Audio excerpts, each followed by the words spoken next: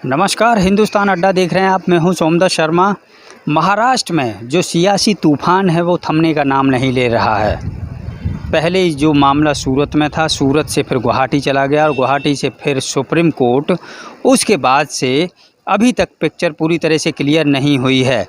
हालांकि supreme court ने 11 जुलाई तक जो बागी विधायक थे जिन्होंने सुप्रीम कोर्ट का दरवाज़ा खटखटाया था, महाराष्ट्र के विधानसभा के उपाध्यक्ष ने 16 विधायकों को नोटिस जारी कर कहा था कि आप यानी कि आज 5:30 बजे तक जो है हाजिर होइए, नहीं तो फिर आपकी सदस्यता को रद्द किया जा सकता है। जिसके बाद एकनाथ शिंदे और जो बाकी के जो 15 विधायक थे उन्होंने सुप्रीम कोर्ट का दरवाज़ा खटखटाया था और उसके बाद में सुप्रीम कोर्ट की तरफ से एक बड़ा फैसला आया और उनको राहत भरी खबर ये रही कि सुप्रीम कोर्ट ने उनको राहत देते हुए 11 जुलाई यानी कि 11 जुलाई तक उनको जो डिप्टी स्पीकर हैं महाराष्ट्र विधानसभा के, उनको जो है उनके सामने आपको या तो हाजिर होना होगा या फिर आप जो है अपना लिखित में भी अपना बयान दर्ज करा सकते हैं।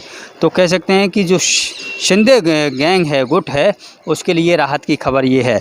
लेकिन वहीं दूसरी ओर बीजेपी ने अब जो है कवायद शुरू कर दी है। जिस तरह से देवेंद्र फडणवीस के घर पर महाराष्ट्र कार्यकारिणी की बैठक है और उस बैठक में देवेंद्र फडणवीस के अलावा चंद्रकांत दादा पाटिल जो महाराष्ट्र बीजेपी के अध्यक्ष हैं, आशीष शेलार हैं, इसके अलावा और जितने भी मेंबर हैं सब वहां पर पहुंचे हैं और मंथन कर रहे हैं कि जिस तरह से ये लगभग 11 जुलाई तक का जो समय मिला है, क्या उससे पहले बीजेपी शिंदे गुट या शिंदे गैंग के साथ महाराष्ट्र में सरकार बना सकती है, क्या उसकी कोई संभावना है। हालांकि चंद्रकांत दादा पाटिल ने कहा है कि बीजेपी वो अभी भी जो है इस दिशा में नहीं बढ़ रही है कि महाराष्ट्र में वो खुद सरकार बनाए। लेकिन जिस तरह से हालात बन गए हैं और खुद सुप्रीम कोर्ट में भी जो हलफनामा दिया था, सुप्रीम कोर्ट में जो अपनी याचिका दाखिल की थी एकनाथ शिंदे ने, उसमें भी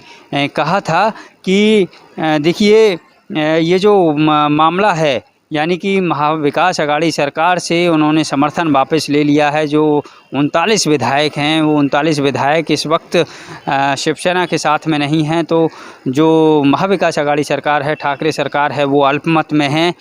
लेकिन अभी तक पूरी तरह से पिक्चर यह साफ नहीं हो पाई है कि आखिरकार महाविकास अघाड़ी की सरकार जो है या टिकेगी या फिर शिंदे बीजेपी के साथ मिलकर सरकार बनाएंगे।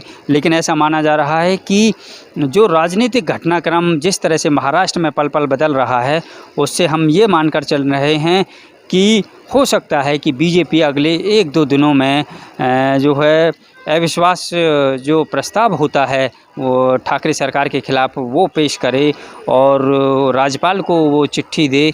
या फिर ये भी हो सकता है कि शिंदे जो 39 विधायक इस वक्त शिवसेना के उसके साथ हैं, यानी कि 2/3 जो मेजॉरिटी है वो उनके पास में है, तो क्या वो जो है समर्थन का पत्र लेकर राज्यपाल के साथ जाते हैं।